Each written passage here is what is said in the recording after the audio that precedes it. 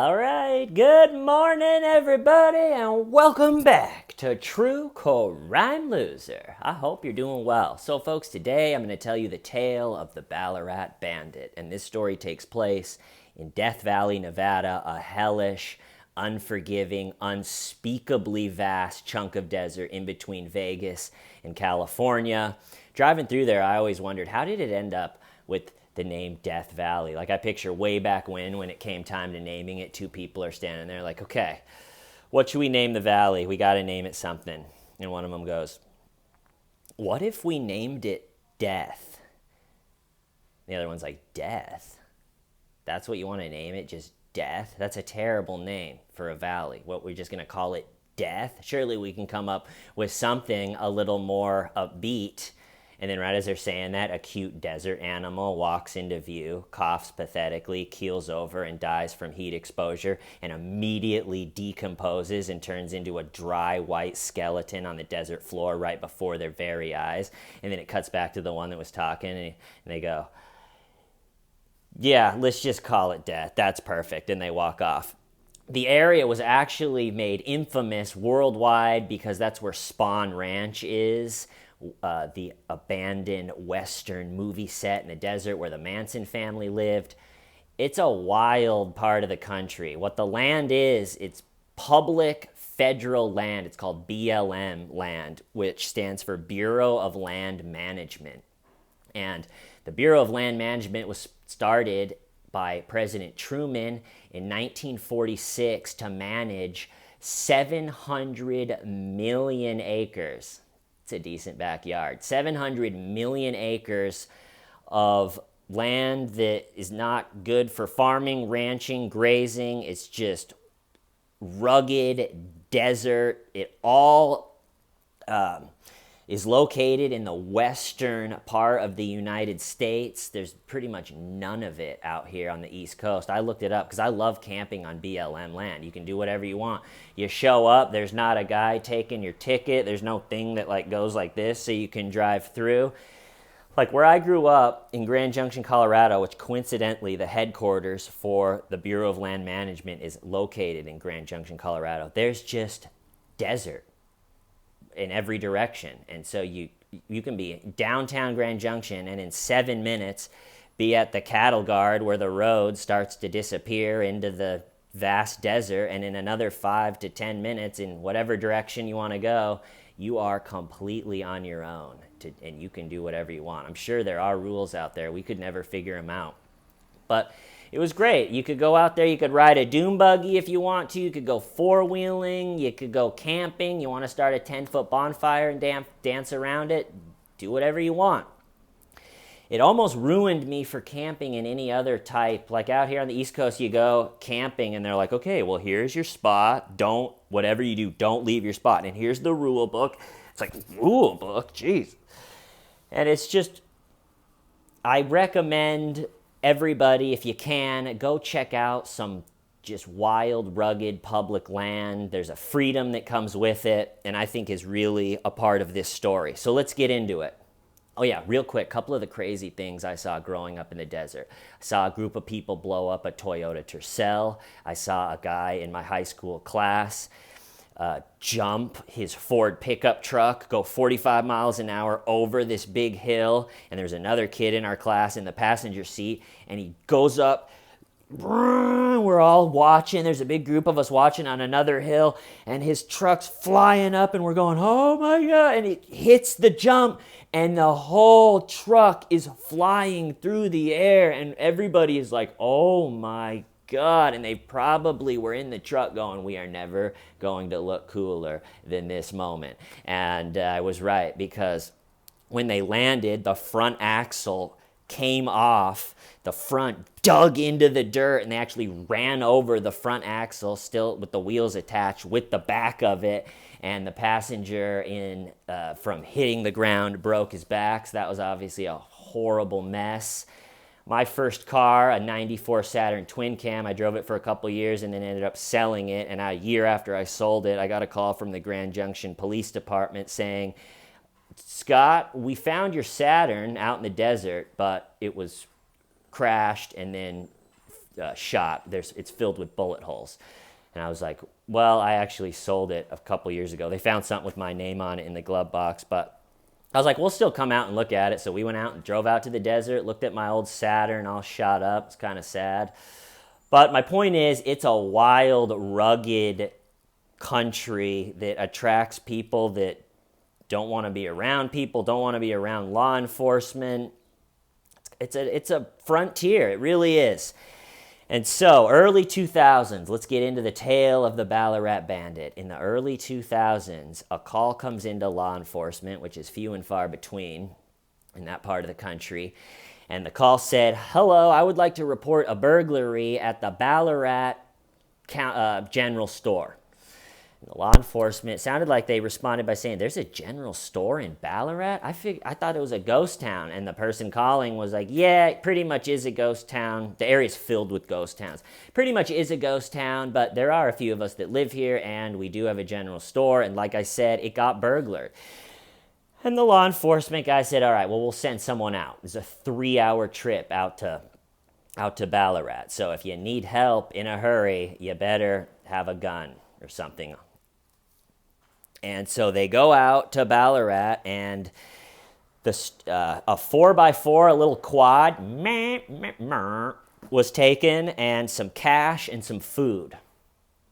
And you could, in that part of the country, the ground is hard dirt with like a crust on top. And so if your footprint or four-wheeler quad tracks really just show up, it's very easy to follow tracks out there just because of the consistency of the dirt. So they said, okay, it's kind of weird that there'd be a burglar out here. And so they got a ranger named Terry Allen, and they put him on the case. And they said, Terry, your job is going to be to track this guy down, follow the tracks, follow the footprints, and shouldn't be too easy. Terry Allen was an experienced tracker. He knew the area. He's got resources in the sense he's got a Jeep. He's got a full stomach. He's got breakfast.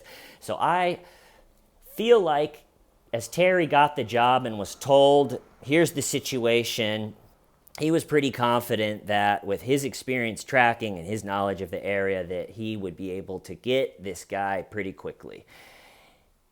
And a month goes by, and then another month goes by. And, this is Terry's job. Every day he gets up to track this guy. And you got to think that as more time goes by and you're just looking at tracks and footprints, it starts to be like, this is taking longer than I thought.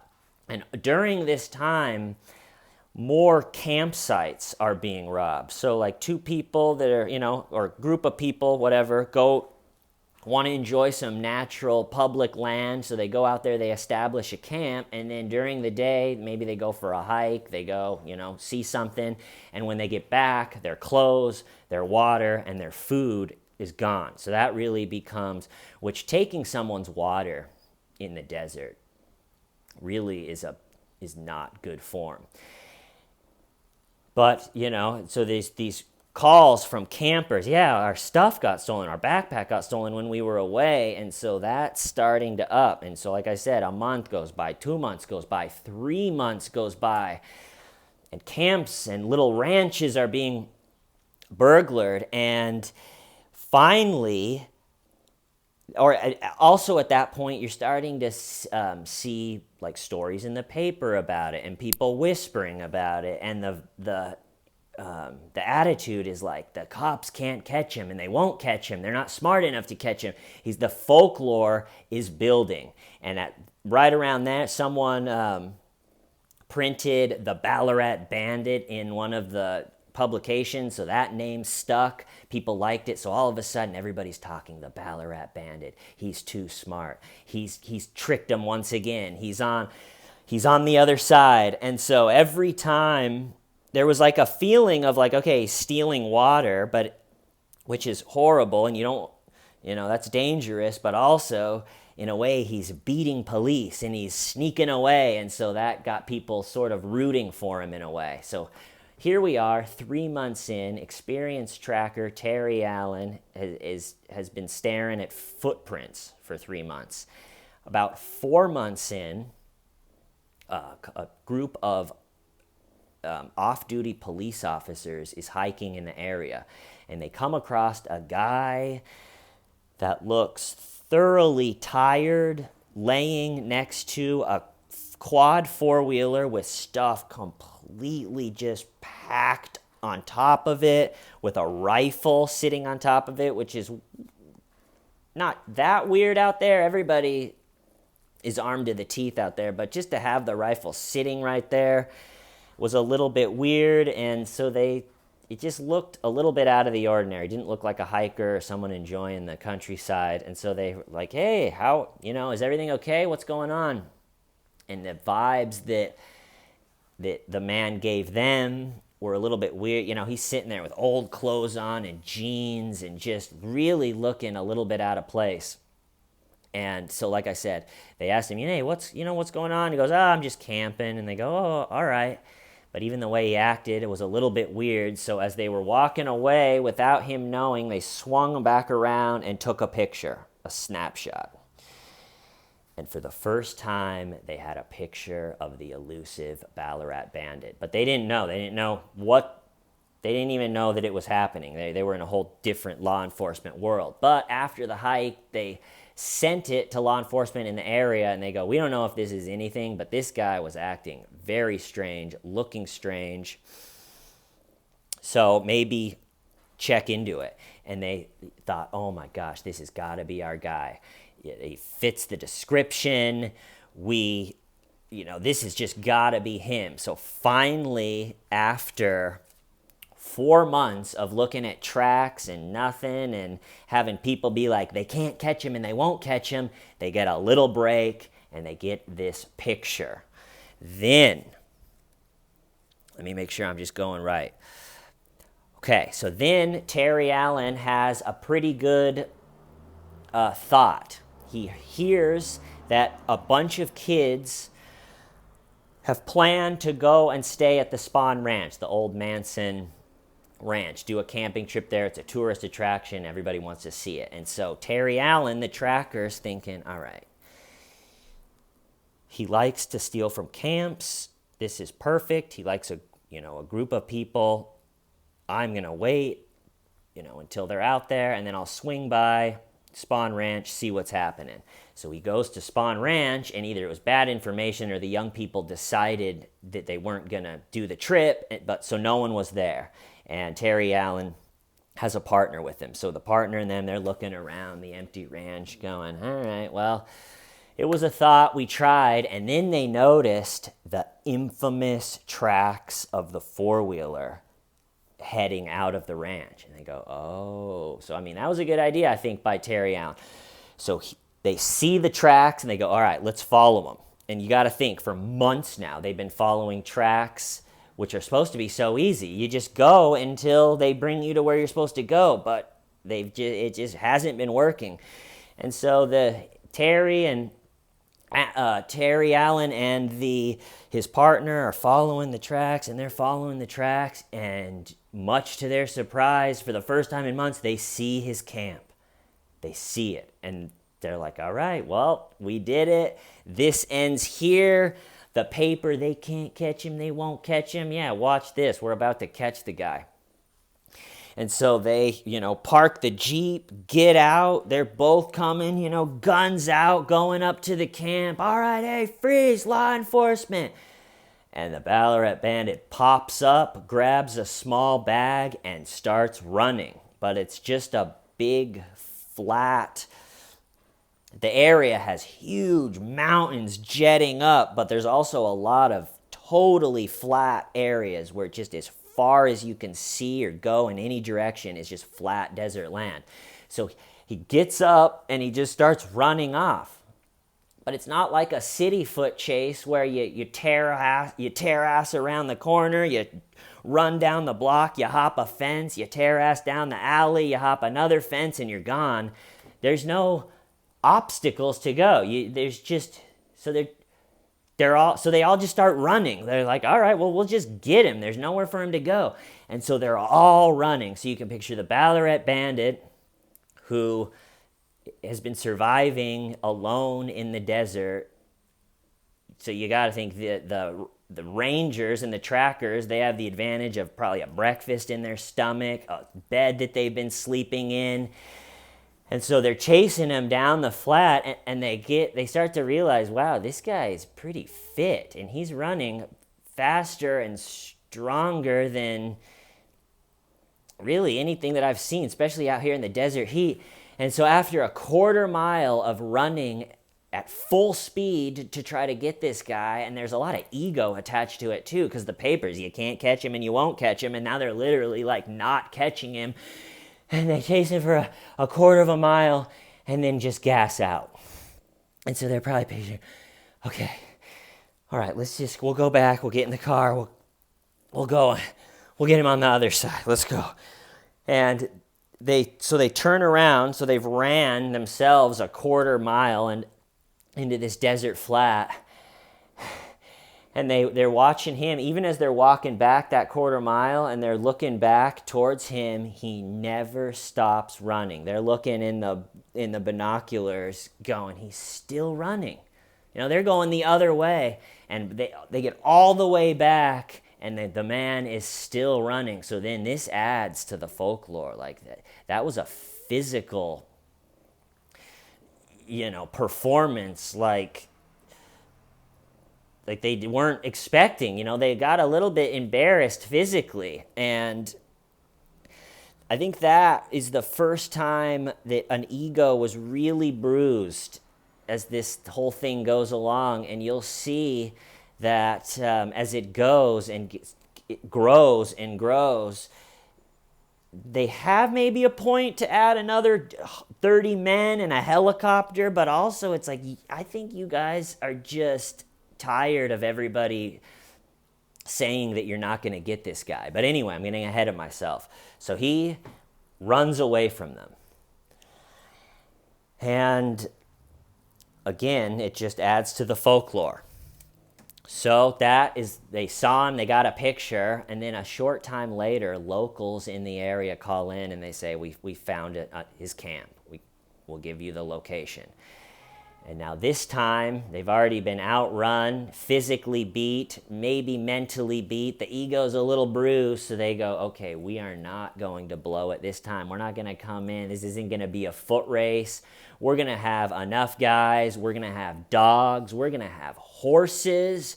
We are going to have helicopters, and we are going to end this today. So you can picture the production. Dogs barking, horses neighing, helicopters whirling, 10 guys with big guns that are prepared to descend on this camp, and they, do it early in the morning. It's a go, and he's not there. Well, they use the dogs and the horses and the helicopter. They look all day and nothing. Ghost. And at that point, the Ballarat Bandit, who still doesn't quite know why at this point there's helicopters, and you got to think he's going, how did this get so crazy? I took some clothes, but this is getting nuts. And no one hears or sees anything from him for a while, for a couple months. It goes by, especially in that area. Well, he had stolen a Subaru and drove thinking, all right, it's way too hot. We got dogs, horses, helicopters, everything they're throwing at me. So he steals a Subaru and heads a couple 100 miles away and starts the same thing down in that area. Starts robbing camps, starts robbing ranches. And what really ups the stakes in these two counties where he moved to is they found a couple of his camps next to Area 51 of the famous alien military base. A couple camps right there, and then they also found a military map in one of the camps. 9/11 had just happened, so they took the military map and they said, okay, his location, he was right there. by Area 51. And so using, okay, 9/11 just happened, maybe he is a terrorist. And so they said, we need the help of Homeland Security. So at this point, everybody's imagination is running totally wild. At first it started, okay, maybe he's ex-military. He's been marking the trails. When they go back to the camps that he's been abandoned, everything's very organized and labeled and buried in the way. And the way that the trails are labeled, they said, okay, maybe he's ex-military. But then when he started doing some of the mind-blowing physical feats in the hot desert heat, then it grew to maybe he's special forces or specially trained, and it just kept growing. Like, who is this guy? And so the two counties where he went from, the initial spot, they're like, okay, we're grouping together. They put 30 men on it, and they get Homeland Security, and they start patrolling the desert day and night on the ground, and having a helicopter patrol the air constantly, and thinking, okay, well, we can see we're gonna get him. You know, this is gonna end. We can, and again, nothing. It comes up short. I just always picture the helicopter flying around, and then they're like, well, we're out of gas. Search over, and they give up and fly away. Again, disappears for a couple months. Well, Terry Allen, the first tracker back in the first area that took the case, had another pretty good idea. He was thinking, well, when we brought out the helicopter up here and really went for it, it made him move. So maybe when they did that down there, maybe he moved back. Maybe he moved back to where he knows, up here.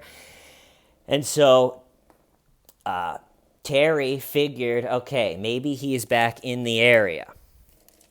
They got the full-on Homeland Security on the guy. And like I said, just everybody's imagination, is he special forces, ex-military, physical freak? What is it?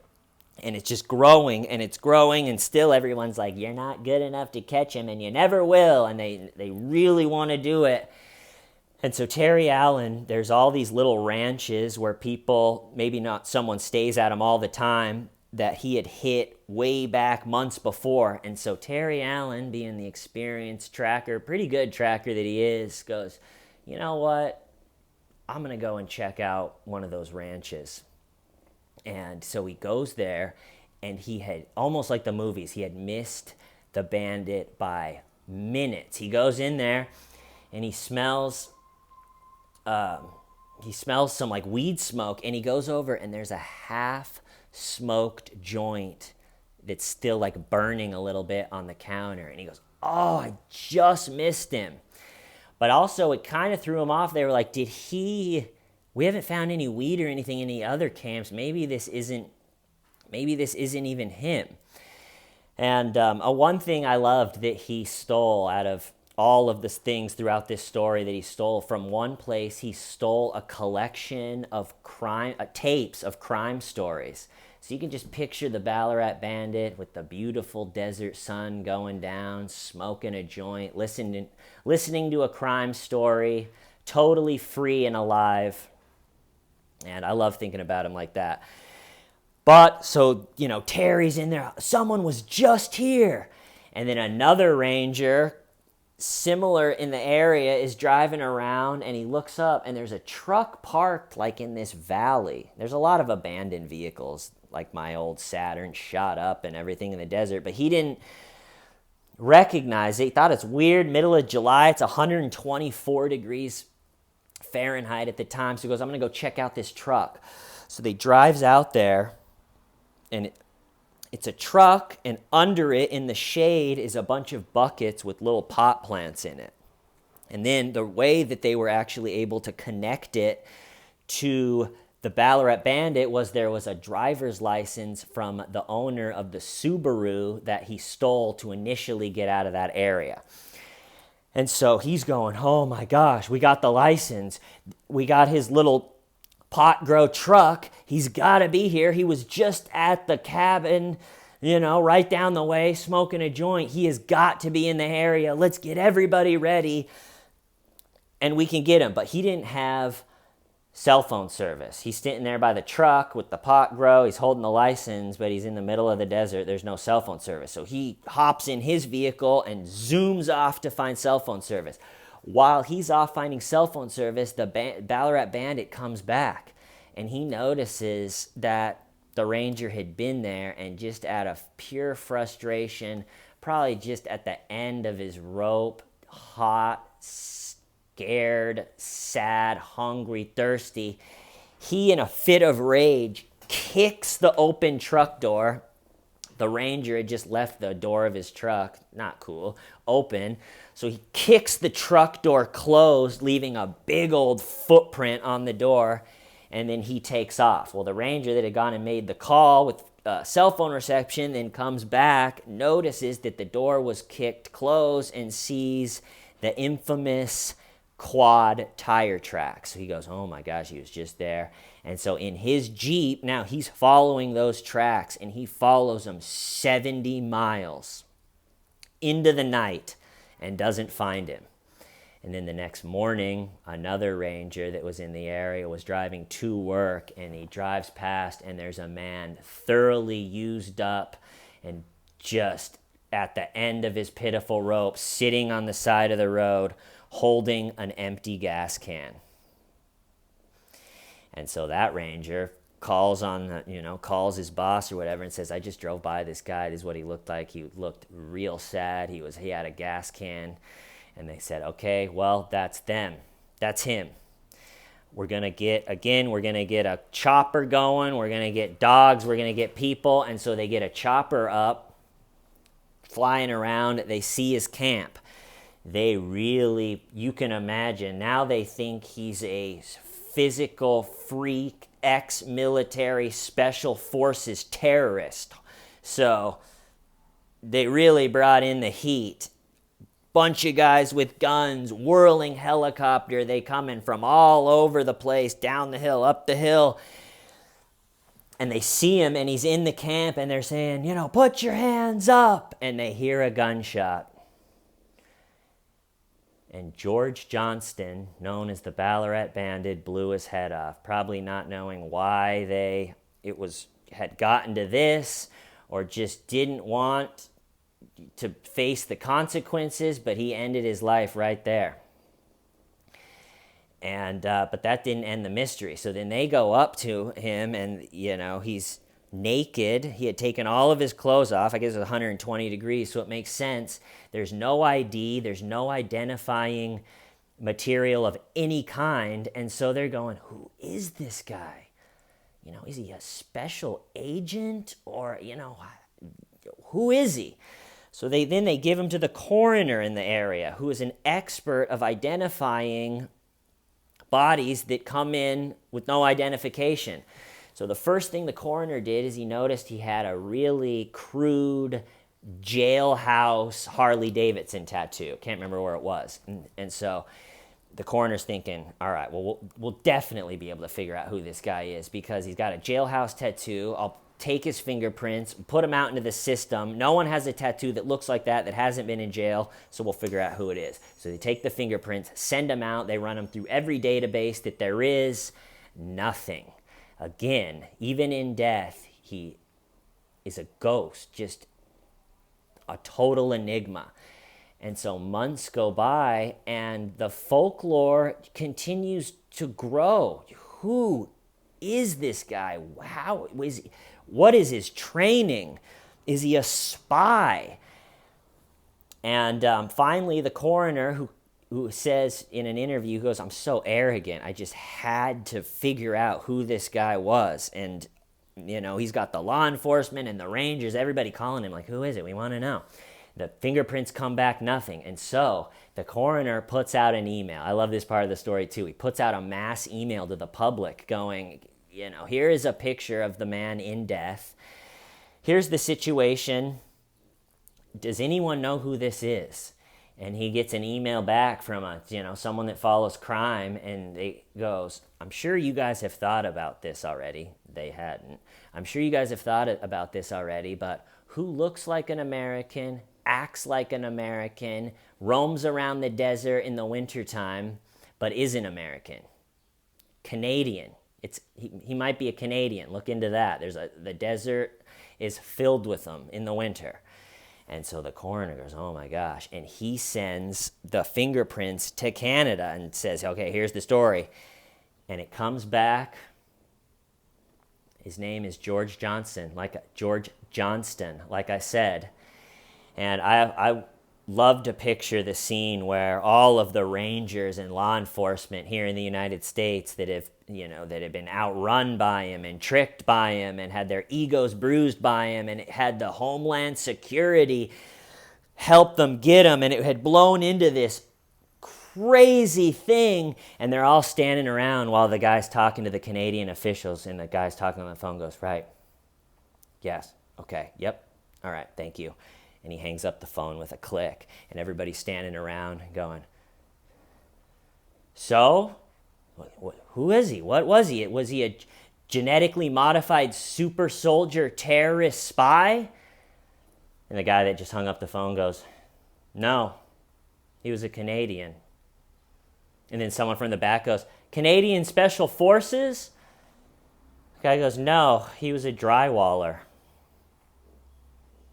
And George Johnston, just tough as nails to survive in that country, cannot be understated. Especially, he did steal and he took resources from other people, but even still, it was a really impressive feat to survive out there on your own for so long. And the story is so sad. He was kind of like the crime fan that emailed the coroner said, he was a Canadian that he did drywall but didn't really like it, and he would roam around the desert in the States in America and would always tell his wife, once we get comfortable or I figure out finances, then we'll settle down. And at a certain point, his wife, I think, got leukemia or got cancer or something, and that kind of forced them to settle down in Canada. And as a way to make a little bit of money to support his family while his wife battled cancer, he started a pot grow in Canada.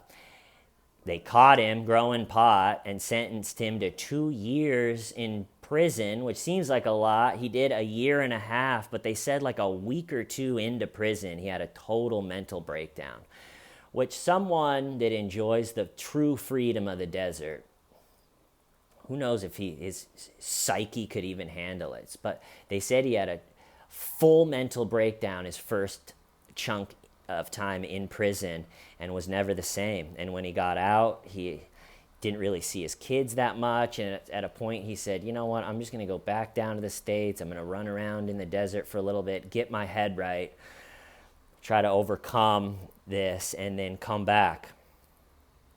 And that's the story, folks. So I'm going to cut it off there. I hope you guys are having a good start to the week. Love you all. Why? Starving why? Shamita.